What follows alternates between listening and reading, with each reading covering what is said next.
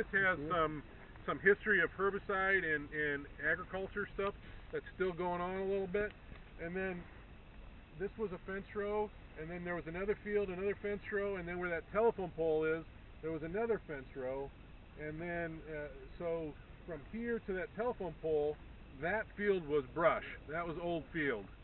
So you can see the difference in just the land use history, how it's affected the planting.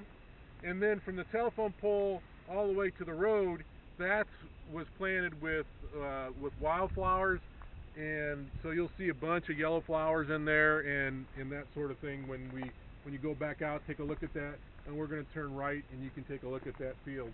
So I'd like to see this a little bit better.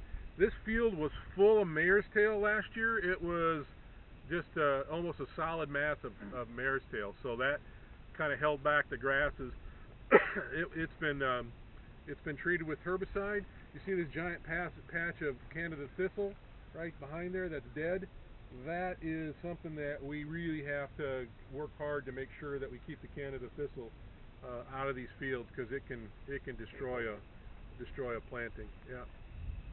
So again, this was farmed for many years, then soybeans, and then planted. Lots of mare's tail, sprayed for the mare's tail and for Canada thistle. This field over here was old field full of brush. This is the first place that we started to work, was clearing that field there. And the volunteer work day took place here and on that other one over there.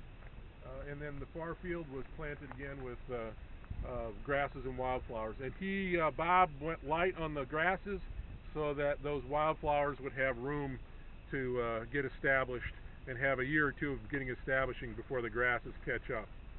So any questions about this, or Danny, any thoughts? No, I don't think so. That looks really good up there. It's a lot different than last year, I'll tell you that. Doing a good job. Yeah. What a difference a year makes. Yeah, difference. And I know these Hudson, heavier soils at Hudson, they just take longer. Yeah. And we think it's worthwhile. This was all those propagation fields that had Lenawee County. It was collected near Tecumseh on some remnants there. But then it also has this what they call South Low, which was collected from all over the southern Lower Peninsula. So at least we know it has some of that local genotype that should do better on these heavier soils. It's some of that in the mix, and some of those genes should get spread into to the rest of the stuff that was collected from all over. So, Ray, what is these white flowers here? there's some little white asters right here. Yeah, or this is daisy fleabane right here. Okay. Origeron, the genus daisy fleabane. Not much of a wildlife food, not much of a pest. It just is. It's kind of pretty. Yeah. So years ago, right over here on the top of that hill, by that on the other side of the top of the hill, I shot a double roosters right there. Way to go. So my hope is someday over that little short hair, I'll point a rooster in that area again. So good deal. It was not brush at that point. So it went from brush or from good grass to brush, and now it's back in grass. Did you hunt this when there was quail here? I never moved to quail here, but I'm talking between 20 and 25 years ago when I hunted this a lot, and but we moved a fair number of pheasants, especially late.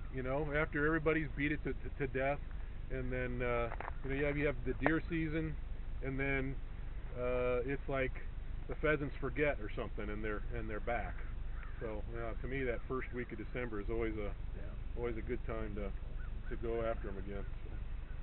What did you spray on this? Was this a milestone? I believe this was transline. It may have been milestone, but I'm pretty certain it was transline to try and get that.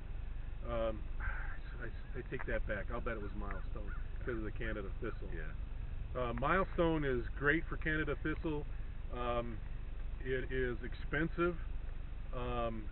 It has a residual effect, so you know, you wouldn't want to try and plant forbs in here for another year, and that's always the dicey thing, because we want to come back and plant forbs in here that once the weeds are under control, but you got to do it before the grass gets too thick, or you're not going to be successful in getting that's a hard thing to do. But our feeling is I would rather see it more grass dominated than be a big weedy mess.